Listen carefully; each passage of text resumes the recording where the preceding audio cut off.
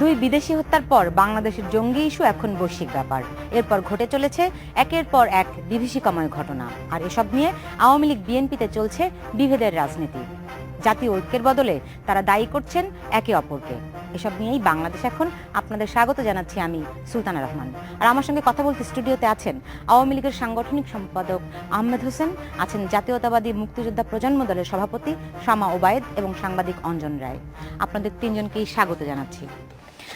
গত কয়েকদিন ধরে যেই ধরনের ঘটনাগুলো ঘটছে, এই অবস্থায় গতকাল আমরা দেখলাম বিএনপির চেয়ারপারসন খালেদা জিয়া বলেছেন যে জাতীয় সংলাপ হওয়া প্রয়োজন। তিনি জাতীয় সংলাপের আহ্বান জানিয়েছেন। জাতীয় সংলাপের কি কোনো সুযোগ সম্ভাবনা আছে জনাব আহমেদ হোসেন? ধন্যবাদ আপনাকে। তিনি তার কথা বলেছেন, জাতীয় সংলাপের তিনি আহ্বান জানিয়েছেন। আর আমাদের মাননীয় প্রধানমন্ত্রী যখন আহ্বান জানালেন, তিনি উল্টো পথে যাত্রা শুরু করলেন। জাতীয় সংলাপের আহ্বানটা কোন এজেন্ডাটা কি? তিনি বর্তমান যে সংকট, সেই সংকটকে বলছেন রাজনৈতিক সংকট। কি সংকট? বর্তমানে যে সংকট, তার কাছে যেটা সংকট, আমার কাছে এটা সংকট নয়। এখন আপনি যদি বলেন এই হিসাবে সেই কথা বলতে আসি, আপনি মুক্তিযুদ্ধের সময় ইয়াহিয়া খানের ভাষায় যারা মুক্তিযোদ্ধা ছিল তারা ছিল দুষ্কৃতিকারী, আর জনগণের কাছে তারা ছিল মুক্তিযোদ্ধা। এখন ম্যাডাম খালেদা জিয়ার ভাষায় দেশে সংকট আছে, আমাদের ভাষায় দেশে সংকট নেই। তাহলে কি আছে এখন? যা ঘটছে ষড়যন্ত্র আছে, চক্রান্ত আছে। সেই ষড়যন্ত্র চক্রান্ত কারা করছে? সেই ষড়যন্ত্র চক্রান্ত এটা তো দৃশ্যমান হচ্ছে। আপনি মানুষ যখন জীবন দিয়ে সেটাকে দৃশ্যমান করে তুলছে, যেই ষড়যন্ত্র করুক না কেন, তখন দায়িত্বে থেকে, ক্ষমতায় থেকে আওয়ামী লীগ আসলে কি করছে? ষড়যন্ত্রকে মোকাবেলা করেই তো আমরা এই যাবত এসেছি। আপনি 1975-এর 15ই আগস্ট বঙ্গবন্ধুর কিলিংটা কি চক্রান্তের ফসল নয়?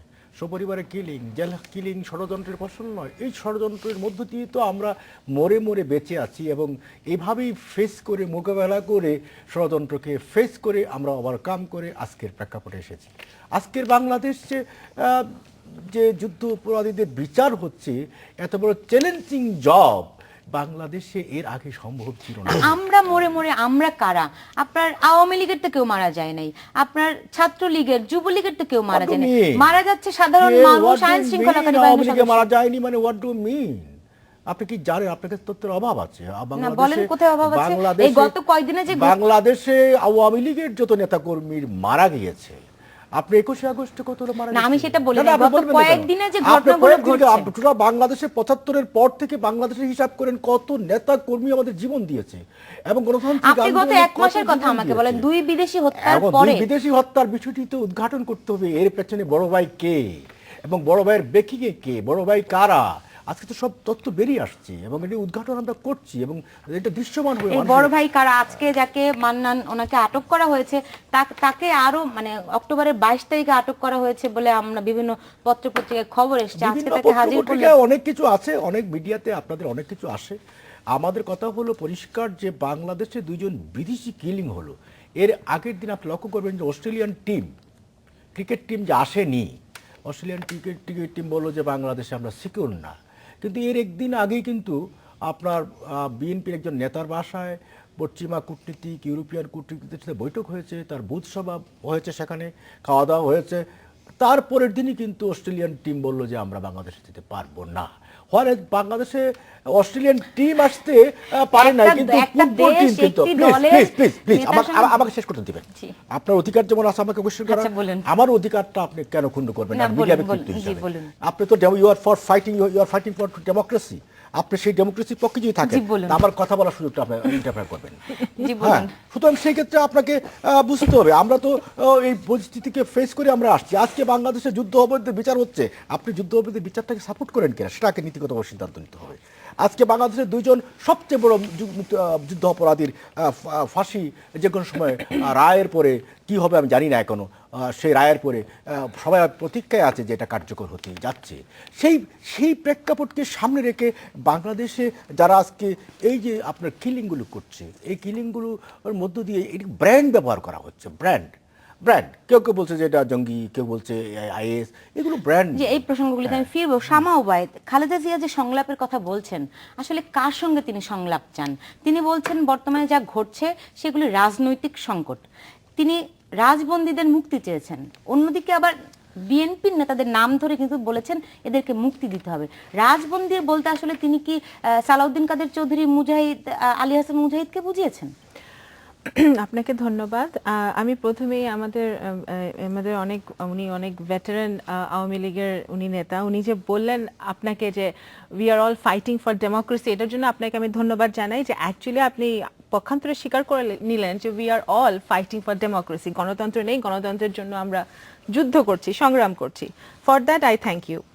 এখন আমার বক্তব্যে যেটা আপনি বললেন যে বেগম খালেদা জিয়া যে স্টেটমেন্টটা দিয়েছেন আজকে, সেটা মেইনলি গত 2-3 দিনে আমাদের মহাসচিব ওনাকে আবার জেলে ভরা হলো। This is the 6th time, 6 বারের মতো উনি জেলে গেলেন আওয়ামী লীগের টার্মে। গয়েশ্বর রায়কে, ওনাকেও আমাদের স্ট্যান্ডিং কমিটি মেম্বার, ওনাকেও জেলে দেওয়া হলো। এবং আমাদের রিজভী আহমেদ সহ বহু নেতা অলরেডি জেলে আছে। এবং এই দুইটা স্পেশালি এই দুইটা ঘটনার পরে কিন্তু উনি মেইনলি স্টেটমেন্টটা দিয়েছেন। স্টেটমেন্টে এক্স্যাক্টলি লেখা আছে যে কাদের কথা উনি বলেছেন। আমি সেটাই বলেছি আপনাকে, খুব তো সংক্ষেপে রাজবন্দী হ্যাঁ। মানে আমি যেমন আমার বাবা রাজনীতিতে ছিলেন, আমি সবসময় দেখেছি, আপনারাও জানেন যে যে কোনো রাজনৈতিক ব্যক্তিত্ব যখন জেলে যায় তাদেরকে কিন্তু রাজবন্দী বলা হয়। আমার মনে হয় এটা একটু ভুল ধারণা আছে আপনার। কিন্তু যেটা ম্যাডাম যেটা স্টেটমেন্টে দিয়েছেন এটা কিন্তু পরিষ্কার লেখা আছে, উনি মহাসচিবের কথা বলেছেন, হ্যাঁ, ওটা আলাদাভাবে বলেছেন এবং বলেছেন সব রাজবন্দীদের মুক্তি চান তিনি। হ্যাঁ, দুটো আলাদা তো আরো আছে, রাজবন্দী আরো অলরেডি জেলে আছে, আমাদের আরো অনেক নেতারা। না, আপনার যেই শীর্ষ যে নেতারা মির্জা ফখরুল ইসলাম আলমগীর থেকে শুরু করে গয়েশ্বর, সবার কথাই তিনি কিন্তু নাম ধরে স্পেসিফিক ওই বিবৃতির মধ্যে বলেছেন। ওই দুইজনের নাম ধরে বলেছেন, দুইজনের কারণ নাম, ওই দুইজন তিনি গত 3 দিনে অ্যারেস্ট হয়েছে। উনি এমকে আনোয়ারের কথা বলেছেন, উনি বিভিন্ন লোক রিজভী আহমেদের কথা বলেছেন। এটা একটু সবার শেষে আমি এটাকে এইভাবে দেখি, আমি এখানে উনি সালাউদ্দিন কাদের চৌধুরী মুক্তি চেয়েছেন বা মুজাহিদের মুক্তি চেয়েছেন, আমি এইভাবে আমি এটা দেখি না। তাহলে বর্তমানে দেশে রাজবন্দী কারা? আসলে রাজবন্দী কে আছে?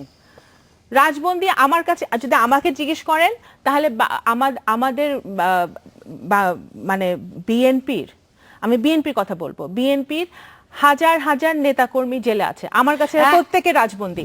আমাদের জেলা পর্যায়ে, জেলা পর্যায়ে, থানা পর্যায়ে, ইউনিয়ন পর্যায়ে, ওয়ার্ড পর্যায়ে বহু লোক প্রতিদিন জেলে যাচ্ছে। তারা এবং যারা জেলে নাই তারা মামলায় আছে, তারা রাজবন্দী না। আপনি রাজবন্দীদের ব্যাপারটা কি একটু ব্যাখ্যা করতে পারেন? আমাকে একটু শেষ করতে দিতে হবে। হ্যাঁ, আমাকে শেষ করতে দিতে হবে, কারণ এই পয়েন্টটা আমি যেহেতু শেষ করতে পারি নাই, অবশ্যই অঞ্জনদা বলবেন। আমি যেটা বলতে চাচ্ছি যে এখানে উনি আজকে স্টেটমেন্টটা দিয়েছেন এই কারণে যে আমাদের মহাসচিব, আমি একটা কথা বলতে চাই এখানে যে ওনার সবাই জানে মির্জা ফখরুল ইসলাম আলমগীর একজন সজ্জন রাজনীতিবিদ, উনি একজন স্বচ্ছ রাজনীতিবিদ। ওনাকে যদি 6 বারের মতো অ্যারেস্ট করা হয়, তাহলে এখানে বিরোধী দল আর মতের প্রতি সহিষ্ণুতা কোথায়, গণতন্ত্র কোথায়? এবং ওনার মতে আমাদের অ্যাট টাইমস উনি যে এই যে আপনি বললেন যে বেগম খালেদা জিয়া আপনার জাতীয় ঐক্যের ডাক দিয়েছেন বা যে একটা সংলাপের ডাক দিয়েছেন, সংলাপটা কেন হতে পারবে না? এই চায়না তাইওয়ান যদি এত বছর পরে তারা সংলাপে বসতে পারে, তাহলে আমাদের তাহলে আমাদের বাংলাদেশের নিজেদের সমস্যা সমাধান করার জন্য কেন জাতীয় ঐক্য হতে পারবে না, কেন সংলাপ হতে পারবে না? যে কোনো সময় সংলাপ হতে পারে, কিংবা যুদ্ধাপরাধী, এখানে যুদ্ধাপরাধী ব্যাপার কোনো ফ্যাক্টর না। এখানে যুদ্ধাপরাধী, এখানে আমাদের মাননীয় প্রধানমন্ত্রী সহ আওয়ামী লীগের বড় বড় মন্ত্রী নেতারা বরাবরই বলে আসছেন বাংলাদেশে জঙ্গি আছে। যখন এই দুইটি নাগরিককে হত্যা হলো, তখন তারা বলা শুরু করলো যে বাংলাদেশের কোন জঙ্গি নাই, এটা বিএনপি জামাত করছে। যখন হত্যার রাত্রেই আপনি বলে দেন যে এটা বিএনপি জামাত করছে, তাহলে আপনি কিভাবে আশা করেন যে সেখানে সুষ্ঠু তদন্ত, আহমেদ হোসেন আপনার কাছে জানতে চাবো, কিন্তু অঞ্জনের আপনার কাছে রাজবন্দীদের ব্যাখ্যা। আপনি যখন কথা বলছিলেন আমি গুগলে সার্চ করছিলাম, এই মুহূর্তে আমি সরকার একজন দায়িত্বশীল মন্ত্রীর বক্তব্য পাচ্ছি দেশে কোনো রাজবন্দী নেই। এবং আমার মানে এখানে ব্যক্তিগত কথা বলাটা অন্যায়, কিন্তু আমার বাবা দীর্ঘ প্রায় 20 বছর জেলে ছিলেন। এক ধরনের রাজনৈতিক মর্যাদার ক্ষেত্রটি থাকে এবং রাজবন্দী বলতে একটি ক্যাটাগরিকে বোঝায়, যে সেইখান থেকে রাজবন্দী বলা হয়। যে কোনো রাজনৈতিক কর্মী গ্রেফতার হলে তিনি আওয়ামী লীগ, বিএনপি, জামায়াত, জাতীয় পার্টি করুক বা কমিউনিস্ট পার্টি করুক, তিনি রাজবন্দী হন না।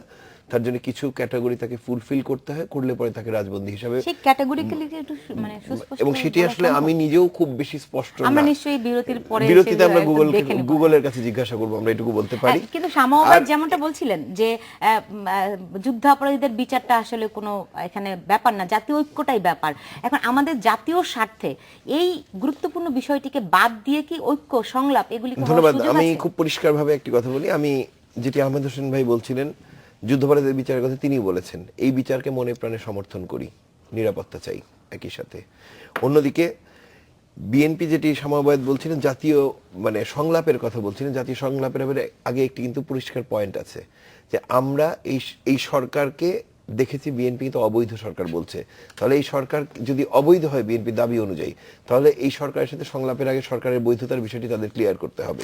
অন্যদিকে বেগম জিয়া কি বলছেন বা আওয়ামী লীগ নেতৃবৃন্দ কি বলছেন এটি আমরা দীর্ঘকাল ধরে আমাকে টক শো হোস্ট করার কারণে জানতে হয়, আপনাকে জানতে হয়, কিন্তু বাস্তবতা দেশের মানুষ কিন্তু এক ধরনের সংকটে রয়েছে কি রয়েছে তার থেকে বড় কথা এক ধরনের আতঙ্কের মধ্যে রয়েছেন। অদ্ভুত অদ্ভুত ব্রেকিং নিউজ আমাকে আপনাকে ছাড়তে হচ্ছে, আমাদের ছাড়তে হচ্ছে, আমরা যেগুলো চাই না, এবং এই জায়গাটিতে সমাধান করতে হবে।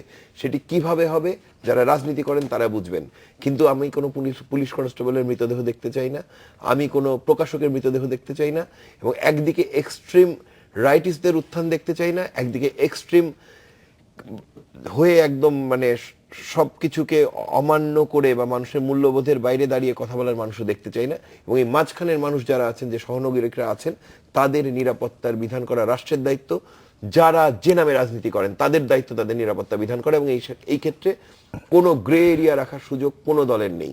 এবং দ্বিতীয় কথা, অবশ্যই জাতীয় ঐক্যমত্য বাংলাদেশে যদি প্রতিষ্ঠিত হতে হয়, জাতীয় সংলাপ যদি বাংলাদেশে হতে হয়, তার পিন পয়েন্টের নাম হবে 1971।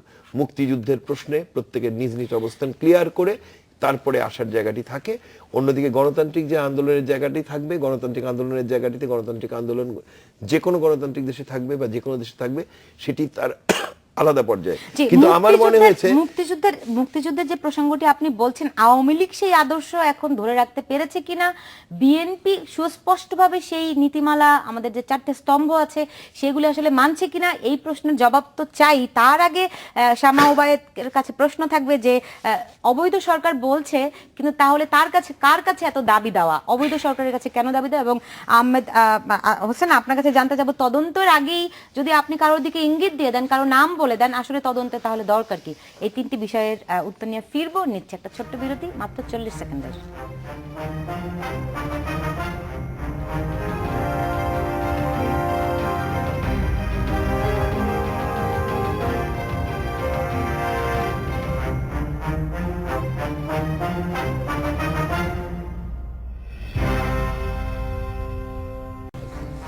বিরতির পর ফিরে এলাম, দেখছেন বাংলাদেশ এখন। আহমেদ হোসেন, যখন একটি বিষয় সম্পর্কে তদন্তের আগেই ঘোষণা করে দেয়া, একদম রাষ্ট্রের সর্বোচ্চ পর্যায় থেকে দলের একদম ছোটখাটো নেতা পর্যন্ত বলে দেয় এই ঘটনার পেছনে জামায়াত বিএনপি দায়ী, তখন আসলে তদন্তের উপর মানুষের আস্থা থাকে কিনা?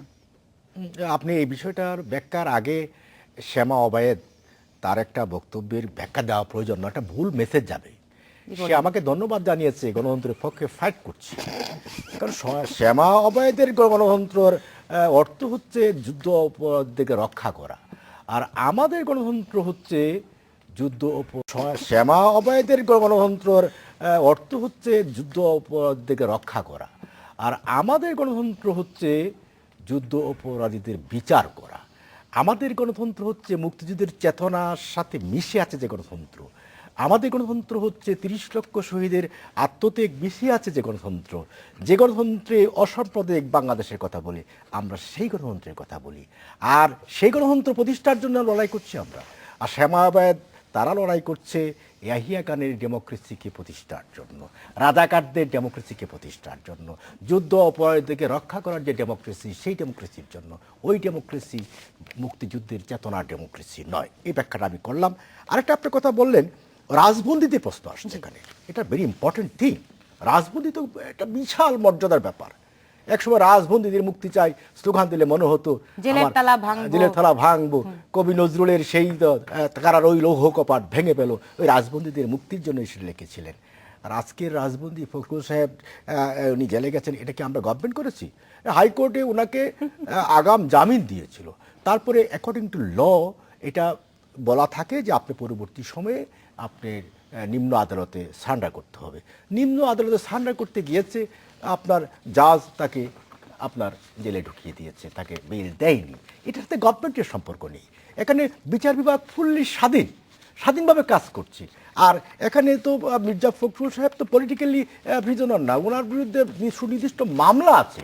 ওই যে পেট্রোল বোমার রাজনীতি শুরু করেছিলেন, ওই পেট্রোল বোমার সময় যে সন্ত্রাসী, যে সমস্ত বোমাবাজি, মানুষ হত্যা হয়েছে। আপনার কাছে প্রশ্ন রেখেছিলাম কোন ঘটনা ঘটার পরে। হ্যাঁ, কোন ঘটনার পরে যখন আমরা বলি যে তদন্তে, আবার এইখানে আপনার একটা ইনকোয়ারির ক্ষেত্রে কোনো নেতিবাচক প্রভাব পড়বে না। আমাদের কেমন করে বুঝেন? আপনি কোন সার্ভে করেছেন? আপনি কোন নেতিবাচক প্রভাব পড়ে? আর আপনি যদি বলেন যে আমার একটা রাজনৈতিক বক্তব্য থাকবে, আমার পলিটিক্যাল বক্তব্য থাকবে, আমার মানুষকে জানাতে হবে হঠাৎ করে এই ঘটনাগুলো ঘটছে আমাদের কাছে, এবং মাননীয় প্রধানমন্ত্রীর বক্তব্যটা, সেই বক্তব্যটা উনি দিয়েছেন। মানে একজন দেশের প্রধান, সরকার প্রধানের কাছে কিন্তু আপনার আমার চেয়ে তা ওনার কাছে অনেক বেশি তথ্য থাকে, নিঃসন্দেহে থাকে। তাহলে সেই তথ্য আমাদের কাছেও জানাক, আমরাও আশ্বস্ত হই। এবং সেই তথ্যগুলোর ভিত্তিতে যখন বক্তব্য দেন, সেই আলোকে কিন্তু দুজন মিনিস্টার কথা বলেছেন। এখন বাংলাদেশে যে ইতিমধ্যে দুজন মিনিস্টার না, অন্তত ডজন খানেক নেতা। আমিও বলছি। সুতরাং এখানে আপনি ক্লিয়ার থাকতে পারেন যে ইনকোয়ারি যেটা হচ্ছে, ইনকোয়ারি রিপোর্টও যাচ্ছে, এবং ইনকোয়ারিতে কোনো নেতিবাচক প্রভাব পড়বে না। ইনকোয়ারিতে যারা সুনির্দিষ্ট, যারা আইডেন্টিফাইড হয়ে রাষ্ট্রের সর্বোচ্চ ব্যক্তি থেকে শুরু করে আপনারা যারা প্রভাবশালী আছেন, তারা যখন মন্তব্য করে বসেন। আরেকটা বিষয় আপনাকে ক্লিয়ার করি আমি। ফিলিপাইনে কদিন আগে কিন্তু দুজন চীনা কূটনীতিককে হত্যা করা হয়েছে, আপনি দেখেছেন, মিডিয়াতে আসছে এবং আসছে। হ্যাঁ, ফিলিপাইনে আচ্ছা আসছে কিন্তু।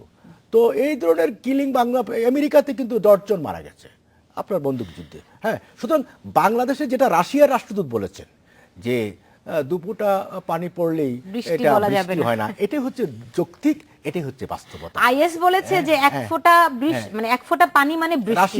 আইএস এর যেই কথিত আর কি এখানে বলি, যেখান থেকে এটা করা হয়েছে, এটা বাংলাদেশ থেকে করা হয়েছে।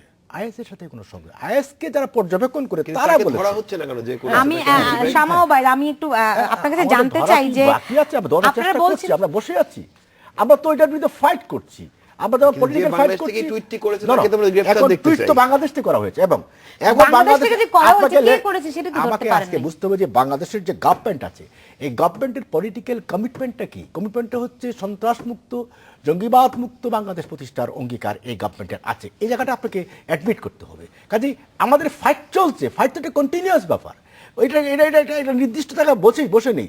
আমরা তো এগুলো ফাইট করে আমরা এগিয়ে যাচ্ছি, চলছে, জনগণের জীবন যাচ্ছে। শামা ওবায়েদ, আপনার কাছে জানতে চাই যে যেই সরকারকে অবৈধ সরকার বলা হচ্ছে, সেই সরকারের কাছে আবার খালেদা জিয়ার বিবৃতিটাই যদি ধরেন, তিনি বলছেন যে ওই নতুন করে নির্বাচনের তত্ত্বাবধায়ক সরকার বাতিল হওয়ার পরে সংকট ঘনীভূত হয়েছে, এই সরকারের অনেক দাবি দেওয়ার কথাও তিনি কিন্তু তুলে ধরেছেন, রাজবন্দীদের মুক্তি চেয়েছেন। হ্যাঁ, এই অবৈধ সরকারের কাছে চাওয়া কিভাবে করে হয়? আমি আপনার প্রশ্নের উত্তর দিব। আমি আপনারা সবাই খেলে আমার প্রশ্নের উত্তরটা পরে দেন, আগে ওই কারণ আমার দুই বন্ধুর উত্তর আগে দিতে হবে। এখন সবচেয়ে ফার্স্ট এন্ড ফরমোস্ট হচ্ছে যে 1971 এর ব্যাপারে আমাদের কারো কোনো কম্প্রোমাইজ নাই, কোনো আপোষ নাই। ওকে, কিন্তু স্পষ্ট অবস্থানও নাই। আমি আপনি যদি সঞ্চালনা করছেন, কিন্তু আপনি যদি আমাকে আমার সেন্টেন্সটা শেষ করতে না দেন, তাহলে তো আমি কি পয়েন্ট মেক করতে সেটা জনগণ বুঝতে পারবে না। এখন 1971 নিয়ে কিন্তু আমাদের কোনো আপোষ নাই। আমি একজন মুক্তিযোদ্ধা সংগঠকের সন্তান, আমি নিজের মুক্তিযোদ্ধা এই যে যুদ্ধাপরাধীদের বিচার চাই, আমার দলও চায়। সেটা সবসময় ওনারা বলে এসছেন, দলও বলে এসছে, সবাই বলে এসছে যে একটা স্বচ্ছ বিচার তারা দেখতে চায়। That is it. এর বেশি আমার এই ব্যাপারে কোনো কিছু বলার নাই। 1971 এর ব্যাপারে বিএনপিতে এখন পর্যন্ত বহু মুক্তিযোদ্ধা আছে যারা সশরীরে যুদ্ধ করেছে, শহীদ রাষ্ট্রপতি জিয়াউর রহমান সহ। শুধু এখানে মুক্তিযুদ্ধের পক্ষের বিপক্ষের কোনো বক্তব্য এখানে আসে না। আরেকটা যেটা আমি বলতে চাই যে উনি বলেছেন যে সন্ত্রাস মুক্ত চায়, দেশ দেখতে চায় আওয়ামী লীগ, ভালো কথা। গতকালকেও চট্টগ্রাম বিশ্ববিদ্যালয় গত পরশুদিন বন্ধ হয়ে গেছে আওয়ামী লীগের ছাত্রলীগের সন্ত্রাসের কারণে। প্রতিদিন আমাদের শিক্ষা ব্যবস্থা ধ্বংস হয়ে যাচ্ছে, কোনো না কোনো শিক্ষা প্রতিষ্ঠান বন্ধ হয়ে যাচ্ছে ছাত্রলীগের কারণে, সন্ত্রাসের কারণে। আমরা গণতন্ত্র চাই। আমাদের পূর্বপুরুষরা মুক্তিযুদ্ধ করে প্রাণ হারিয়েছিল যে আমাদের ঘরে ঢুকে একটা ছোট মেয়েকে খুন করবে সেজন্য না। দীপন হত্যা হয়েছে, তার বাবাও এখন, ফজলুল হক সাহেব এখন অনিশ্চয়তার মধ্যে আছে, সেজন্য কিন্তু আমাদের দেশ স্বাধীন হয়নি সেদিন। এবং আমি আজকে একটি যুগান্তর একটা লিড নিউজ করেছে, আমি এটা বলতে চাই যে খুনের মামলার আসামির সঙ্গে চাঁদপুরের জেলা জজ, হ্যাঁ, মোহাম্মদ মফিজুল ইসলাম সাহেব 22 বার মোবাইল ফোনে কথা বলেছেন। কথা বলার পরে সেই আসামিটা বেকসুর খালার, মানে সে চার্জশিট থেকে তার নাম বাদ দেওয়া হয়েছে। আমার কথা হচ্ছে এটা আমরা পত্রিকায় দেখেছি, সত্যি মিথ্যা সেটা যাচাই করা হবে, কিন্তু ব্যাপার হচ্ছে তাহলে এখানে বিচার ব্যবস্থার মধ্যেও তো এক প্রকারের দুর্নীতি ঢুকে গেছে। তাহলে আপনি কিভাবে স্বচ্ছ তদন্ত আশা করতে পারেন? আন্তর্জাতিক মানের আপনি আশা করতে পারেন না কোনোভাবে। এখানে শুধু 2 বিদেশি হত্যাটা কিন্তু ইস্যু না, বহু লোক হত্যা হচ্ছে, বহু লোক গুম হচ্ছে প্রতিদিন। এই যে ব্লগারদের হত্যা হচ্ছে, কোনো সুরাহা করতে পেরেছে? কোনো সুরাহা করতে পারে নাই। এই যে দীপন হত্যা মামলার এখনো কাউকে তারা শনাক্ত করতে পারে নাই। সিসিটিভি, কেউ একজন হত্যা হলে সিসিটিভির ফুটেজ নিয়ে সবার মাথা খারাপ হয়ে যায়, কিন্তু সিসিটিভি ফুটেজ নিয়ে কোনো কিছু লাভ হয় না। তা এই যে সরকারের যে এতগুলো গোয়েন্দা সংস্থা, এরা কি সবাই বিএনপি কি করছে, বিএনপি নেতাকর্মীরা কোথায় কি আছে তাদেরকে ধরার জন্য নিয়োজিত না থেকে তারা যদি আসলেই বাংলাদেশের জনগণের কে রক্ষা করার জন্য কাজ করতো, তাহলে হয়তো আমাদের ভীতির কারণ আরো কম হতো। জি, আপনি যেটা বলছেন আসলে যে ঘটনাগুলি ঘটছে এগুলি সবাই বলছে যে, এবং আপনি বলেছেন সরকার কেন অবৈধ সরকার, এটা আমি প্রশ্ন উত্তর দিতে চাই। সরকার অবৈধ আমরা এই কারণে বলি, শুধু আমরা বলি না, শুধু না সরকার কেন অবৈধ এটা জানতে চাই না, অবৈধ সরকারের কাছে আসলে কোনো, এবং এটা কিন্তু বেগম খালেদা জিয়া, বিএনপি চেয়ারপারসন বেগম খালেদা জিয়া কিন্তু শুধু সরকারের সাথে সংলাপের কথা বলেনি। উনি বলেছেন যে যত রাজনৈতিক দল আছে, সুশীল সমাজ আছে, সবাইকে নিয়ে একটা জাতীয় সংলাপ, সেটা অবশ্যই আওয়ামী লীগ যেহেতু এখন রাষ্ট্রের দায়িত্বে আছে তারাও থাকবে, বাট সবাইকে নিয়ে একটা সংলাপ হওয়া প্রয়োজন এই রাজনৈতিক সংকট উত্তরণের জন্য। এখন যদি আমরা উনি বললেন দুঃখ লাগলো, ওনারা মনে করেন করতে দেন, সেটি হচ্ছে যে আপনারা বলছেন বর্তমান সংকট রাজনৈতিক, পুলিশ গোয়েন্দা সংস্থা সবাই বলছে বর্তমানে যে হত্যাকাণ্ডগুলি হচ্ছে এগুলি পরিকল্পিত। আপনিও নিশ্চয়ই একমত হবেন, যেভাবে করে হত্যা করা হচ্ছে একের পর এগুলি পরিকল্পনা ছাড়া হয় না। তাহলে যেই সংকট রাজনৈতিক, যেই হত্যাকাণ্ডগুলি পরিকল্পিত, তাহলে কি এই রাজনৈতিক সংকট পরিকল্পিতভাবে ঘটানো হচ্ছে কিনা, এই দুটোর মধ্যে একটা লিঙ্ক আপ আছে কিনা? থাকতে পারে, সেটা দায় তাহলে কে নেবে? সেটার দায় কখনো কেউ নিতে পারবে না যদি আপনি ফ্রম দ্য বিগিনিং আপনি ব্লেম গেম করা শুরু করেন। আপনি বিএনপি যদি বলে আওয়ামী লীগ করেছে, বা আওয়ামী লীগ যদি বলে বিএনপি করেছে, তাহলে কিন্তু আসলেই অন্য কোনো থার্ড পার্টি বা অন্য কেউ, আমাদের দেশটা তো আমাদের সকলে, আমরা এই 4 জন বসে আছি, আমাদের ছেলেমেয়েরা কিন্তু এই দেশে মানুষ হচ্ছে। সুতরাং এই দেশে যদি জঙ্গিবাদ থাকে, এই দেশে যদি অন্য কোনো কিছুর উত্থান কেউ করতে চায়, সেটা কিন্তু আমাদের সকলকে এফেক্ট করবে। এখানে বিএনপি আওয়ামী লীগের চেয়েও অনেক বেশি বড় একটা ক্ষতি হতে পারে বাংলাদেশের। সেই ক্ষেত্রে কি আমাদের জাতীয় ঐক্যের প্রয়োজন নেই? এবং বেগম খালেদা জিয়া ঠিক সেই কথাটাই বলেছেন। আমি এখানে আরেকটা কথা বলতে চাই, আমাদের মন্ত্রীরা বিভিন্ন সময় বিভিন্ন কথা বলেন। স্বরাষ্ট্র প্রতিমন্ত্রী গতকালকে বলেছেন, এবং গত 2 দিন ধরে একই কথা স্টেটমেন্ট উনি বলেছেন, যে এগুলো বিচ্ছিন্ন ঘটনা, এগুলো অস্ট্রেলিয়া, কানাডা, আমেরিকা বিভিন্ন দেশে এগুলোর হরহামেশাই ঘটছে। আবার একই স্টেটমেন্টে বলছেন যে এগুলোর পিছনে বেগম খালেদা জিয়া দায়ী। তাহলে বেগম খালেদা জিয়া কি আমেরিকা, কানাডা, অস্ট্রেলিয়া গিয়ে ওদের ঘটনাগুলো ঘটাই দিয়ে আসছেন? আমার কথা হচ্ছে যে ওনাদের আপনি দেখেন ভোরের কাগজ যে শিরোনামটি করেছে, টার্গেট কিলিং এর মূলে জামায়াত, মানে বর্তমান যে ঘটনাগুলি হচ্ছে তারা মূলত বলছে যে সবগুলো আমি তো জামায়াত করি না, জামায়াতের লোককে ডেকে এনে জামায়াতের কথা জিজ্ঞেস করেন, প্রথম কথা। আরেকটা কথা হচ্ছে যদি জামায়াত করে থাকে বা অন্য কেউ করে থাকে, সেইটার তদন্তটা তো আগে করতে হবে। বাট বিফোর এনি ইনভেস্টিগেশন, যখন হলো আপনার এই যে আপনি অনেকগুলি কথা বলেছেন, এই বিষয়গুলি নিয়ে আমার ফিরতে হবে। যে আমি যে প্রশ্নটি রেখেছিলাম অঞ্জনা, আপনার কাছ থেকে এটার একটা বিশ্লেষণ আমি চাই। সেটি হচ্ছে যে পরিকল্পিত হত্যাকাণ্ড এবং রাজনৈতিক সংকট সৃষ্টি, এই দুটার পিছনে কোনো সম্পর্ক আছে কিনা, এই প্রশ্নের জবাব নিয়ে ফিরবো। নিচ্ছে একটা ছোট্ট বিরতি, সঙ্গেই থাকুন।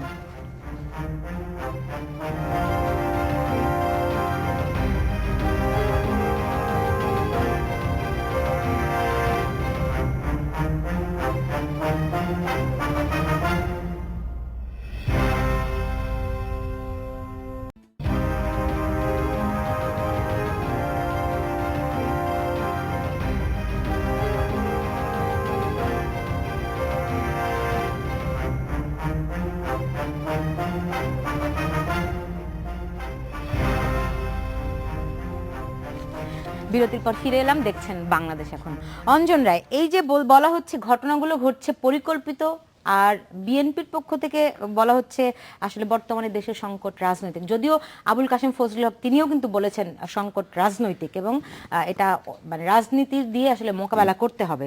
ফলে যারা এই সংকট তৈরি করতে চায় এবং এই পরিকল্পনা কি তারাই করছে কিনা, এটা একটা আর একটার সঙ্গে সম্পর্কিত। বোধহয় এটার জন্য রকেট সায়েন্স দরকার নেই, আমরা প্রত্যেকেই বুঝতে পারছি যে হঠাৎ করে অলৌকিকভাবে কোনো কিছু তৈরি হয়নি, বা কোনো এলিয়েন আকাশ থেকে এসে কারো ঘাড়ে কোপ দিয়ে যাচ্ছে না। বিষয়টি রাজনৈতিক, এটাকে রাজনৈতিকভাবে দেখতে হবে, রাজনৈতিকভাবে মোকাবেলা করতে হবে, রাজনৈতিকভাবে ফয়সালা করতে হবে। আমি একটু আমাদের দুই রাজনীতিকের কাছে আসতে চাই। আমি যদি তার আগে একটুখানি একটা প্রশ্ন করে নিই আপনাকে, সেটা হচ্ছে যে এই সংকট কারা সৃষ্টি করতে পারে, এই সংকট সৃষ্টি করে কে আসলে লাভবান হতে পারে? এই মুহূর্তে সবচেয়ে লসে আছেন কে? আমি বলবো আমার বিবেচনা সরকার। সরকার আছেন, কিন্তু আমি যদি দেখি সরকার আছেন কারণ পরিস্থিতিগত কারণে, কিন্তু তার বাইরে যদি আমরা দেখি যে দুটি বিচার একদম সামনে ঝুলে আছে, এবং গত 2 তারিখে যেখানে একবার ফাইন যাওয়ার কথা ছিল চূড়ান্ত জায়গায় যায়নি, আবার যাচ্ছে। এবং এই মুহূর্তে কিন্তু এই ঘটনাগুলো ঘটছিল। তার আগে কিন্তু বিএনপির যখন অবরোধ কর্মসূচি ধীরে ধীরে স্তীমিত হয়ে গেল, তারপর থেকে কিন্তু এক ধরনের স্মুথ জীবনযাপন চলছিল। এবং এই যে বিষয়টিকে রাজনৈতিক ভাবছি, এ কারণে আমি খুব পরিষ্কারভাবে বলি, আমি আমার রাজনীতির মধ্যে অনেকগুলো অস্বাচ্ছন্দ্য দেখতে পাচ্ছি। আহমেদ ভাই বলছিলেন যে অসাম্প্রদায়িক বাংলাদেশের কথা, অসাম্প্রদায়িক বাংলাদেশের কথা বাংলাদেশ আওয়ামী লীগ ভাববেন, এটা বিশ্বাস করি আওয়ামী লীগ ভাবে। কিন্তু আওয়ামী লীগের কোনো বড় নেতাকে আমি কি ফেনীতে দেখেছি? তুলসী রানীর পাশে, তুলসী রানীর পেটের বাচ্চাটি লাথির আঘাতে আঘাতে, যেই হোক দুর্বৃত্তের লাথি, আমি কোনো পরিচয়ের কথা বলছি, আমি কি ফেনীতে দেখেছি? তুলসী রানীর পাশে, তুলসী রানীর পেটের বাচ্চাটি লাথির আঘাতে আঘাতে, যেই হোক দুর্বৃত্তের লাথি, আমি কোনো পরিচয়ের কথা বলছি, দুর্বৃত্তের লাথির আঘাতে আঘাতে গর্ভপাত ঘটেছে, সে আরেকবার মা হতে পারবেন না। আমি দেখিনি। আমি জানি না, যদি আমার ভুল হয় মার্জনা করবেন, যদি কেউ জানান। আমার ধারণা যারা রাজনীতি করেন প্রত্যেকের কাছে আমার ফোন নাম্বারটি আছে, জানালে আমি প্রকাশ্যে মাফ চাইবো তার কাছে, কিন্তু আমি কাউকে দেখিনি। আমরা যখন দেখছি পুলিশ সদস্য ছুরিকাঘাতে মারা যাচ্ছেন এবং সেখানে গুলি বোমা ফাটছে না, বাকি 2জন আহত হচ্ছেন, 3জন শালবনে চলে যাচ্ছেন তাদের হাতে বন্দুক থাকার পর, তখন কি আমরা দেখছি পাড়ায় পাড়ায় ব্রিগেড গড়ে ওঠা? নাকি আমরা রাজনৈতিক বক্তব্য শুনছি? বিএনপির বক্তব্য শুনি আমরা টক শোতে, আর তো পল্টনের অফিসে আওয়ামী লীগ নেতৃবৃন্দের বক্তব্য শুনছি সাংবাদিকদের বুমের সামনে, টক শোতে। কিন্তু মাঠে আওয়ামী লীগকে যে জায়গায় দেখতে চাই, আহমেদ ভাই মার্জনা করবেন, সেই জায়গায় আওয়ামী লীগকে কিন্তু আমরা সেই দৃঢ় প্রতিরোধের জায়গায় দেখছি না। আমার কাছে বিষয়টি এমন মনে হচ্ছে সোশ্যাল মিডিয়া একটি স্ট্যাটাস দিলে বোধহয় খুব গরম করে দেওয়া যায়। কিন্তু এই ধরনের ঘটনায় শুধু 14 দল নয়, আপনারা যাদের মুক্তিযুদ্ধের পক্ষ শক্তি মনে করেন তাদের সবাইকে নিয়ে বসেও কি একটি আলোচনা হতে পারতো না? দরকার নেই আপনারা বিএনপি জামায়াতকে আলাদা ভাবছেন, বা বিএনপি জামায়াত আপনাদের বক্তব্য অনুযায়ী কথাটি আমি রিপিট করছি যে স্বাধীনতার বিরোধীদের সাথে বিএনপি হাত মিলিয়েছে আপনারা বলছেন ইত্যাদি, সেই জায়গায় বিএনপি জামায়াত দরকার নেই। কিন্তু মুক্তিযুদ্ধের পক্ষের দল 14 দলের বাইরে যারা আছেন তাদের নিয়ে আপনারা কিন্তু বসেননি। অন্যদিকে বাংলাদেশ জাতীয়তাবাদী দলের অবস্থানটি যদি আমরা বলি, বিএনপিকে অবশ্যই মুক্তিযুদ্ধের প্রশ্নে এবং অন্যান্য যে যুদ্ধাপরাধীদের বিচার চলছে এই প্রশ্নে তার পরিষ্কার অবস্থান ব্যক্ত করতে হবে। সালাউদ্দিন কাদের চৌধুরীর মামলার বিষয়টি সর্বোচ্চ চূড়ান্ত জায়গায় যাওয়ার পরও বিএনপি এই বিষয়ে কোনো রকম স্ট্যান্ড নেয়নি। আমার বোন সামাওয়াত নিশ্চয়ই বলবেন যে এটি কবে আমরা জানতে পারবো, যে সামাওয়াত কবে বিএনপি আদৌ কোনো স্ট্যান্ড নিবে নাকি তারা আসলে স্বচ্ছতা আন্তর্জাতিক মানের ভিতরে আমরা আর ঘুরতে চাই না। লাভ নাই। আর আমরা সাধারণ নাগরিকরা উভয় দলের কাছ থেকে প্রত্যাশা করি আমাদের নিরাপত্তার, কিন্তু আমাদের নাগরিকদের যদি পাহারাদার হতে চায় তাহলে আমরা কেন ভোট দেব? যে সামাওয়াত কেন ভোট দেবেন সেটা আপনাদের ব্যাপার, কিন্তু আমি যেটা মনে করি বিএনপি শুনেন, আমি বলি বিএনপি শুধু মুক্তিযুদ্ধের পক্ষের দলই না, মুক্তিযোদ্ধাদের দল বিএনপি সবসময় সামাওয়াত যে বিএনপি কি যুদ্ধাপরাধীদের বিচার প্রশ্নে সুস্পষ্ট কোনো অবস্থান নেবে কি নেবে না? যদি আর কি অবস্থান নিবে? বিএনপি তো বলেইছে যে যুদ্ধাপরাধীদের বিচার বিএনপিও চায়। বিএনপি চায় না সেটা বলেছে, বিএনপিও চায়, কিন্তু স্বচ্ছ আন্তর্জাতিক মানের সেটা কি সব বিচার প্রয়োজন নাই? এই যে আমি তো এরকম স্বচ্ছ আন্তর্জাতিক বিচার, শুধু যুদ্ধাপরাধী বিচার না, বাংলাদেশের প্রত্যেকটা বিচারই স্বচ্ছ এবং আন্তর্জাতিক মানের হওয়া প্রয়োজন। পর্যন্ত একটি এই দুটি ফাঁসি কার্যকর হয়ে গেছে, বিচার আরো চলছে, দুজন খুবই প্রভাবশালীর রায় জাস্ট অপেক্ষায় আছে। এখন এখন পর্যন্ত বিএনপি এই সম্পর্কে আজকে বিএনপি সুস্পষ্ট বক্তব্য আর কি দিবে? বিএনপি তো বলেই আসছে বিএনপি যুদ্ধাপরাধীর বিচার চায়, কিন্তু আপনি যেই টপিক নিয়ে আজকে টকশো শুরু করেছেন, সেই যে এই রাজনৈতিক সংকট, এটা কি যুদ্ধাপরাধী বিচারের জন্য সংকটটা তৈরি হচ্ছে? এখন কি বিএনপি কোনো কর্মসূচি দিয়েছে যুদ্ধাপরাধী বিচার ঠেকানোর জন্য? আপনাদের আওয়ামী লীগ যেটা দাবি করে বা আপনারা ওনারা যে দাবি করে, বিএনপি তো কোনো বিএনপি দল পুনর্গঠন করছে, বিএনপি কোনো জাতীয় কোনো প্রোগ্রামের মধ্যে এখন বিএনপি যাচ্ছে না। তাহলে কিভাবে আপনি বললেন যে বিএনপি যুদ্ধাপরাধীদেরকে সেভ করছে বা তাদের পক্ষে অবস্থান নিতে? কখনোই না।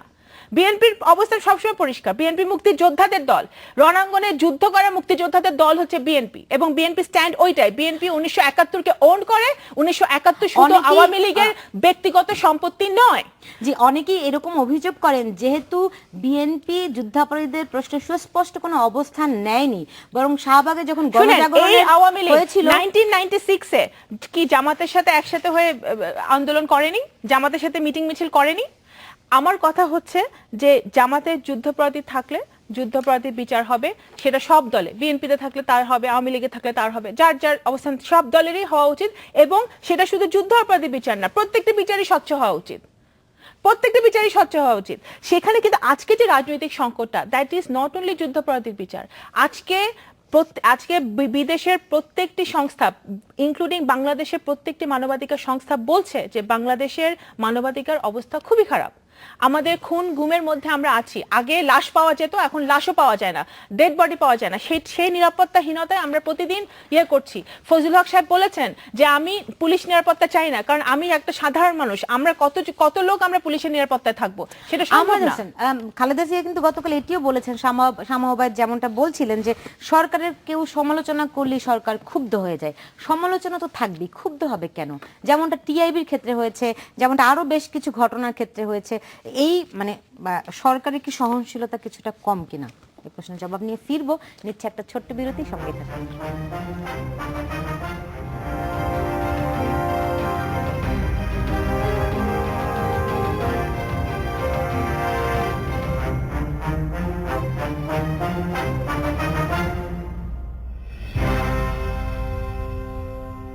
বিরতির পর ফিরে এলাম, দেখছেন বাংলাদেশ এখন।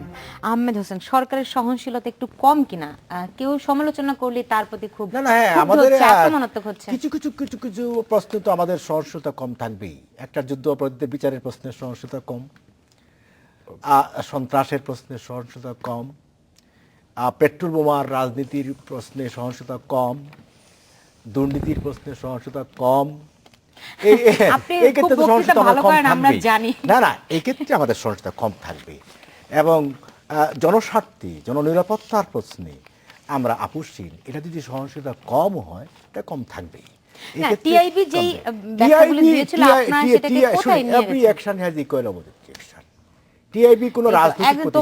একটা বক্তব্য দিয়েছেন এরকম একটি কথা, আপনারা সবাই কোনো রাজনৈতিক প্রতিষ্ঠান নয়।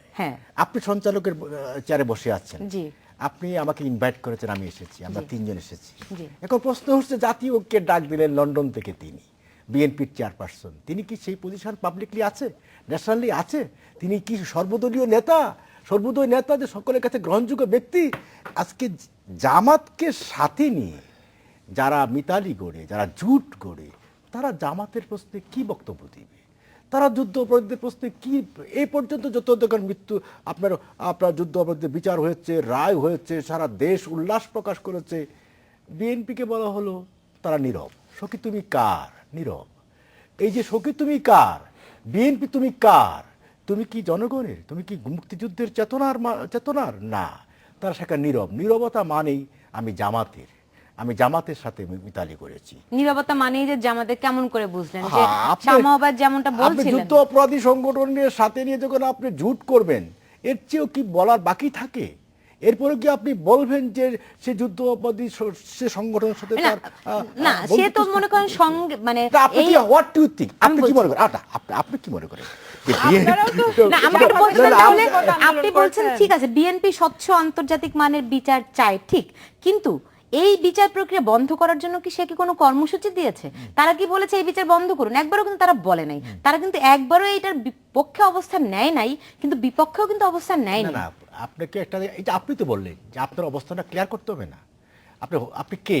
আপনার অবস্থানটা তো ক্লিয়ার করতে এখন যদি আপনি বলেন মৌনতা সম্মতির লক্ষণ, তারা কিছু বলছে না, তার মানে ঠিক আছে আপনারা বিচার করেন, এটাও তো আপনি ধরতে পারেন। আপনি কেন ভাবছেন এটা বিপক্ষে? আমি ধরে নিব কেন? আপনি তাকে নিয়ে যখন চলছেন, তাকে নিয়ে যখন আপনি রাজনীতি করছেন, তাকে নিয়ে ঝুটে আপনি আছেন, আপনি কালকে এটা সাংবাদিক সম্মেলন করে আপনি বলেন যে আজ থেকে আমি যুদ্ধ অপরাধী সংগঠন জামাতের সাথে আমি সম্পর্ক। না, এটা বলতে হবে কেন? সে তো বলে নাই যে বিচার প্রক্রিয়া বন্ধ করেন। আপনি আনুষ্ঠানিকভাবে শেষ করেন, আনুষ্ঠানিক পাবলিকলি আপনি ক্লিয়ার হন, পিপলের কাছে আপনি ছবিটা পরিষ্কার করেন।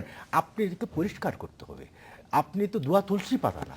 আজকে বিএনপি চেয়ারপারসনকে পরিষ্কার করে বলতে হবে যে আমি আজ থেকে জামাতের সাথে নেই, আমার অতীত যা ছিল সব ভুল ছিল, দেন চিন্তা করে দেখা যাবে বৈঠক হবে কি হবে না। আগে ওই জায়গাটা আপনি পরিবেশ তৈরি করেন। আপনি আজ ঠিক আছে, আপনি যদি কালকে বিএনপিকে চেয়ারপারসনকে বলা হয় যে আপনি আহ্বান করেন, বাংলাদেশে জাতীয় ঐক্যের ডাক দিলেন, আপনি বৈঠকটা ডাকেন, উনি ডাকলেন, কাকে ডাকবেন? তিনি প্রথমেই ডাকবেন জামাতে ইসলামকে। জামাতে ইসলাম বৈঠকে গেলে বাংলাদেশের কোনো রাজনৈতিক দল সেখানে যাবে? জাতীয় ঐক্যকে গড়ে তুলতে হলে আগে প্রথমত তার স্ট্যান্ড ক্লিয়ার করতে হবে যে আমি জামাতের সাথে সম্পর্ক নেই, আজ থেকে যুদ্ধ অপরাধী সংগঠন জামাতের সাথে সম্পর্ক ছেদ করলাম, এখন জাতীয় ঐক্য করেন। জামাতকে আপনারা নিষিদ্ধ করেন না কেন? হ্যাঁ, জামাতকে তো আমরা জামাত একটা রাজনৈতিক দল, তারা জামাত তো এখন বলেছেন কিন্তু যে জামাত এত বড় বড় কথা না বলে আগে জামাতকে নিষিদ্ধ করেন। বড় বড় কথা বলো না, জামাতটা নিষিদ্ধ করতে হবে। কথাটা আপনি আপত্তি করছেন। জামাতটা না বড়, কারণ আমি এইজন্য বলছি যে বেগম খালেদা জিয়া কাকে ডাকবে, কিভাবে ডাকবে, কখন ডাকবে, কাদেরকে ডাকবে, সেটা তো উনি জানে। নিশ্চয়ই উনি জানেন না, আপনি বলবেন কেন? এটা আপত্তিজনক, বড় বড় কথা আপত্তিজনক। আরটা বলছে 96-এ আমরা বিএন জামাতের সাথে ঐক্য করিনি, এটা সে জানে না, তার কাছে তথ্যের ঘাটতি আছে, তার জানার কথা নয়। জোটবদ্ধ আন্দোলন তখন সে লেখাপড়া করতে দেশের বাইরে, সে তার অনেক ঘাটতি থাকতে। আমি দেশের বাইরে থাকব না, আমি তখন দেশে ছিলাম। আমার আব্বা শুনে 96-এ যখন আপনারা ক্ষমতা আসেন তখন আমার আব্বাকে আবার জেলে দেওয়া হয়। তার কারণ দোষারোপ আমি জানি না কি করেছে। তাহলে আন্দোলনে একসঙ্গে আন্দোলন করে নাই, আমরা একসাথে করিনি, আমাদের সাথে কোনো জোট ছিল না, আমাদের মতো করে আমরা আন্দোলন করেছি, জামাত তার মতো করে কাজ করেছে, কিন্তু তাদের সাথে আমাদের কোনো আনুষ্ঠানিক বৈঠকও হয়নি, কখনো হয়নি। এগুলো তাদের মানে এই অভিযোগ বলতে পারেন যে মানে যুগপদভাবে আন্দোলন করা আর ক্ষমতার শরিক হওয়া দুটি ভিন্ন জিনিস। এটি বলতে পারেন যে আন্দোলন করেন, এটা ঠিক আছে, বিষয়গুলো নিয়ে ফিরবো। নিতে হচ্ছে একটা ছোট্ট বিরতি, সঙ্গে থাকুন।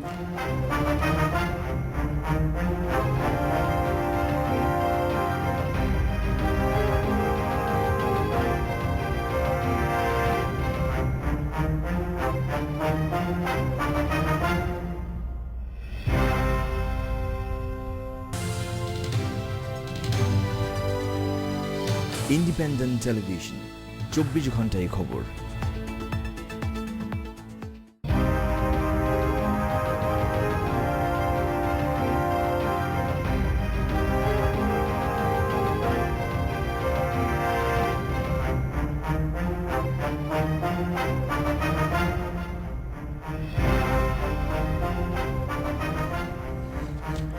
বিরতির পর ফিরে এলাম, দেখছেন বাংলাদেশ এখন।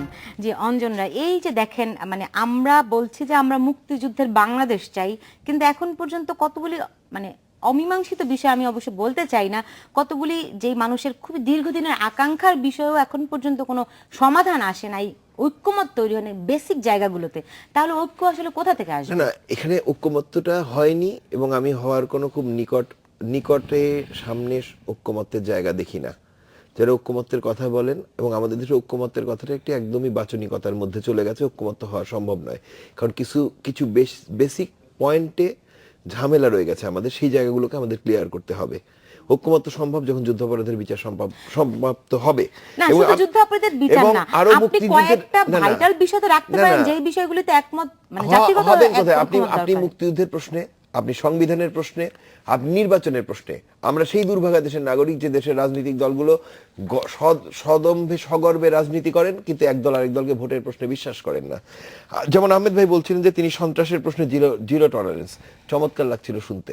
সন্ত্রাসের প্রশ্নে জিরো টলারেন্স, কিন্তু আশিকুর রহমান বাবুর হত্যাকারীদের মধ্যে দুজনকে যখন আমাদের উভলিঙ্গ মানুষেরা ধরে দিলেন, পুলিশ ধরতে পারেনি, হাতে নাতে বাকি আসামিদের একজনকে ধরতে পারেনি, সন্ত্রাসের প্রশ্নে জিরো টলারেন্স। জামিন দেওয়া হয়েছিল, অভিজিৎ রায়ের হত্যাকাণ্ডের ব্যাপারটি আমরা দেখছি ধরা পড়ছে না, জিরো টলারেন্স। আমি যদি আসি মুক্তিযুদ্ধের প্রশ্নে, তিনি বলছেন জিরো টলারেন্স, অবশ্যই আমি বিশ্বাস করি।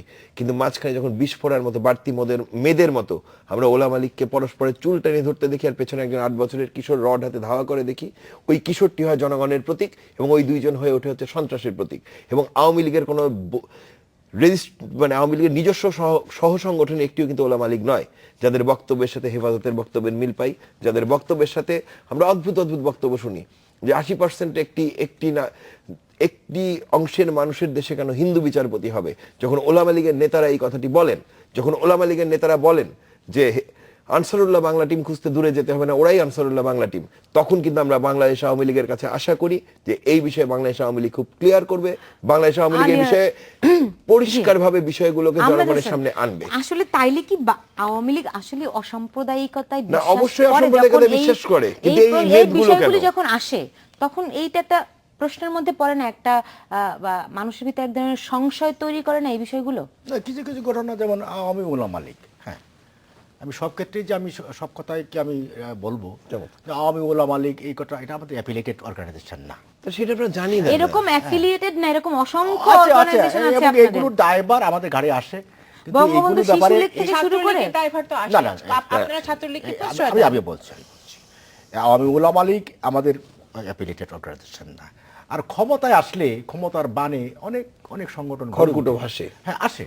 কিন্তু তাহলে বিএনপির এরকম অনেকগুলো সংগঠন আমরা দেখি, আমাদের পলিটিক্যালি, আমাদের অফিসিয়ালি আমার স্ট্যান্ডটাকে দেখবেন। অফিসিয়ালি আমরা স্ট্যান্ড নিয়ে বলে দিয়েছি যে এগুলোর দায়ভার আমরা নেব না। সুতরাং কিন্তু এই চুলটানানি মামলায় গ্রেফতার দেখছি না ওলামা কেন? লীগের বক্তব্য মানে আওয়ামী লীগের না, বক্তব্য। অবশ্যই মনে করি না বলে কিন্তু আহমেদ ভাই প্রশ্নটি করেছে। আমার পার্টির বক্তব্য না, অবশ্যই না, তাই না? ওলামা অবশ্যই না। লীগকে কি বললো এটা কিন্তু তাহলে এদের শাসন করেন, এদেরকে কারণে তো আপনাদের মানে বাড়তি আমরা ক্যান্সার শাসন তৈরি করে। করতেছি, আমরা তো আমাদের দিক থেকে কিছু কিছু জিনিস গড়ে উঠেছে, এগুলো তো আমরা চেষ্টা করি। কারণ যখন আনসারুল্লাহ বাংলা টিমের মৃত্যুবরণ আমরা পাচ্ছি, তখন যখন এই ধরনের কথা শুনি আমরা তো আতঙ্কিত হই। ছাত্রলীগের ব্যাপারটা আসে, ছাত্রলীগ তো মাঝে মাঝে এদের মধ্যে কিছু কিছু ঘটনা ঘটে, তারপর ব্যবস্থা গ্রহণ করা হয়, সাথে সাথে গ্রহণ করা হয়, এটা আসলে স্বীকার করতে হবে, যেটা আমরা অনেক ক্ষেত্রে এই দেখেছি। যাবত আমরা যা ব্যবস্থা গ্রহণ করেছি, আমার মনে হয় এগুলো সরেজমিনে দেখা উচিত। সাথে সাথে কমিটি বাতিল অথবা গ্রেফতার এই পর্যন্ত যা হয়েছে, কিছু কিছু শাস্তিত হয়ে গেছে। কাজেই আমি সব ক্ষেত্রে ডিপেন্ড করবো না, তবে আমরা অবশ্যই পার্টিতে থেকে, আমার পার্টিতে থেকে যদি কেউ অপরাধ করে, অন্যায় করে, সেটাকে আমরা পার্টির অফিসিয়াল ব্রিফিং গুলো নিয়ে কিন্তু প্রশ্ন নাই, কিন্তু বাড়তি কথার বাইরে থেকে চলে আসে। আগে করেছিলেন আমাদের প্রথম দিকে করেছিলেন সরকারকে কেন তৃণমূলে আওয়ামী লীগকে কেন সেরকম সক্রিয় দেখা যাচ্ছে না, ওলামা লীগের প্রোগ্রামে কিন্তু নেতারা আওয়ামী লীগের যাচ্ছেন, আওয়ামী লীগের সেই সক্রিয় অংশ কেন আমি বলি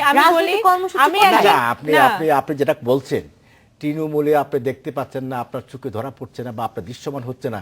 আমি কালকে সকালে তো চলে যাচ্ছি গোপালগঞ্জ। আপনারা তো শুক্রবার সবাই যাওয়ার চেষ্টা করেন, কিন্তু আমি একটা কথা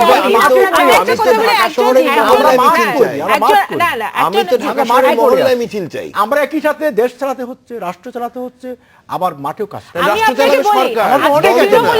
আজকে তৃণমূলে আওয়ামী লীগের কোনো ভিত নাই। এর প্রধান কারণ হচ্ছে যে এখন আপনি সাংগঠনিক সম্পাদক, আপনি হয়তো করছেন, আপনি কালকে যাচ্ছেন, আপনি ঘুরছেন, কিন্তু বেসিক্যালি নাই। কেন? কারণ এখন এমপি মন্ত্রীরা সব টেন্ডারবাজি, ভাগাভাগি, দুর্নীতির মধ্যে ব্যস্ত। আজকে রাশেদ খান মেনন আপনাদের জোটের অংশ না? উনি এখন এই সরকারের একজন দায়িত্বশীল মন্ত্রী না? উনি কমেন্ট করেছে এই সংসদে, গত সংসদে, সন্ত্রাস, হত্যা ও গুমে সরকারের অর্জন ম্লান। এরশাদ সাহেবকে, যেই স্বৈরাচারের বিরুদ্ধে আওয়ামী লীগ বিএনপি একসাথে মাঠে ছিল এককালে, সেই এরশাদ সাহেব এখন প্রধানমন্ত্রী ওনাকে বিশেষ দূত বানিয়েছেন। সেই বিশেষ দূত কি বলেছে? যে গণতন্ত্রের এখন কবর হয়ে গেছে বাংলাদেশে। তাহলে এখন সেই স্বৈরাচার যেখানেই বলুক, বাংলাদেশে যে প্রান্তে দাঁড়াই বলুক, যেই স্বৈরাচারের বিরুদ্ধে বাংলাদেশ সংগ্রাম, সেই স্বৈরাচারের লোক হচ্ছে গণতন্ত্র নাই। আমার কথা হচ্ছে তাহলে যেই লোককে আপনি বিশেষ দূত বানিয়েছেন প্রধানমন্ত্রী ওনাকে, তো বিশেষ ওনার এখন ওটা তো ওনার একটা টাইটেল এখন, তো সুতরাং ওই টাইটেলটা উনি ইউজ করেন। তো সেই টাইটেলের ইয়েতেই আমি বলতেছি যে উনি বলতেছে দেশে গণতন্ত্র নাই, তাহলে আপনার জোটের লোক বলতেছে দেশে গণতন্ত্র নাই, দেশে বলতে পারেন। কিন্তু আমি যেটা বলছি সরকারের থেকেও তারা সমালোচনা করতে পারে, আপনি তো উল্টো দিকে বলতে পারেন। আপনি সংবাদপত্র বন্ধ করে দেওয়া, নিউজ চ্যানেল বন্ধ করে দেওয়া গণতন্ত্রের উদাহরণ না। আপনি মাঠে নামতে দিবেন না, মানুষকে কথা বলতে দিবেন না, শুধু বিএনপি বা রাজনৈতিক দল না, যেই মাঠে নামুক না কেন তাকে পুলিশের গুলির মুখে পড়তে হচ্ছে, লাঠির পেটা খেতে হচ্ছে কেন? এটা গণতন্ত্র নয়। আপনার কাছে আসলে যেই সংকট, আমরা যেই অস্থিরতা আসলে দেখছি, সেটা আপনি ষড়যন্ত্র বলেন, চক্রান্ত বলেন, যাই বলেন না কেন, এইটা আসলে মানে মোকাবেলা। আমি একটা বলতে চাই ভাই, আমি একটা বলতে চাই ভাই, উনি আমাকে বলতে চাই, আমি অবশ্যই আওয়ামী লীগের যখন 1971 সালে বিএনপি ছিল না, তাই না, বিএনপি জন্ম হয় নাই, আওয়ামী লীগের নেতৃত্বে হয়েছে এই স্বাধীনতা যুদ্ধ, there is no doubt about মুক্তিযুদ্ধ হয়েছে। কিন্তু এখন বর্তমানে যেই দলটি মুক্তিযুদ্ধের সনদ থেকে সোনা কাঠ বিক্রি করে, চুরি করে, দুর্নীতি করে এবং প্রতিদিন নতুন নতুন মুক্তিযোদ্ধা পয়দা করে, নতুন নতুন মুক্তিযোদ্ধা পয়দা হতে পারে না, মুক্তিযোদ্ধা once in a lifetime পয়দা করে, সেই দলটির নামে মুখে মুক্তিযুদ্ধের সপক্ষের বিপক্ষের এত কথা শোনা কিন্তু বলা কিন্তু মানায় না। এটাই আমি বলতে যাচ্ছিলাম। কিছু ঘটনা এই ইসের ক্রেস্ট জালিয়াতি, এটা তো সরকারি আসলে তদন্ত করে বের করেছে, তাই না? ফলে সবগুলো বিষয়কে আপনি, এটার মধ্যে কি সরকার জড়িত নয়? সরকারি লোক জড়িত নয়, কিছু ব্যক্তি তারাই জড়িত, তদন্ত করে বের করেছে, তাই না? সুতরাং কিছু ব্যক্তি জড়িত। আহমেদ হোসেন, আপনার কাছে জানতে চাই, যেই সংকট, আপনি সেটিকে ষড়যন্ত্র বলুন, চক্রান্ত বলুন, সেটা মোকাবেলায় জনগণের নিরাপত্তা নিশ্চিত করায় সরকারের আসলে কি পদক্ষেপ আছে, সরকার আসলে কি ধরনের পরিকল্পনা করছে, আপনার কাছে জানতে চাই। কারণ এরই মধ্যে আমরা দেখেছি পুলিশ বাহিনীকে অনুমতি ছাড়াই গুলির নির্দেশ দিয়েছেন স্বরাষ্ট্র মন্ত্রণালয় থেকে দেয়া হয়েছে, এটা একটা পদক্ষেপের অংশ। জি, এছাড়া রাজনৈতিক ভাবে মোকাবেলা শুধু পুলিশ দিয়ে মোকাবেলা করবেন? পলিটিক্যাল মোকাবেলা তো পলিটিক্যাল ক্যাম্পেইন। সেটা কি করছে? আমি এখানে বেশি কথা বলছি, এটা পলিটিক্যাল ক্যাম্পেইনের মধ্যে পড়ে যায়। আমি পাবলিক মিটিং করছি, এটা পলিটিক্যাল ক্যাম্পেইন। পিপুলকে আপনার জাগিয়ে তোলা, পিপুলকে আপনার সজাগ করা, সচেতন করা, এই সমস্ত সন্ত্রাসের বিরুদ্ধে পিপুলকে ঐক্যবদ্ধ করা, এই ঐক্যবদ্ধের বিষয়টা, সেই ঐক্যবদ্ধ আপনারা আসলে কতটুকু করছেন, নাকি নিজেরা ঐক্যবদ্ধ থাকার চেষ্টা করছেন? এই অনেক রকম প্রশ্ন আসলে মানুষের প্রশ্ন আছে, সংশয় আছে, সন্দেহ আছে। তবে সব প্রশ্নের মীমাংসা আমরা যেমন মুক্তিযুদ্ধে করেছি, আজকেও সব আমরা প্রশ্নের প্রত্যাশা করি মীমাংসা তেমনটা। আপনাদের তিনজনকে অনেক ধন্যবাদ আজকে স্টুডিওতে আসার জন্য। আরো অনেক কথা বাকি থাকলো, নিশ্চয়ই আরেকদিন বলবো আমরা। দর্শক, আপনাদেরকে অনেক ধন্যবাদ আমাদের সঙ্গে থাকার জন্য। আপনারা সবাই ভালো থাকুন।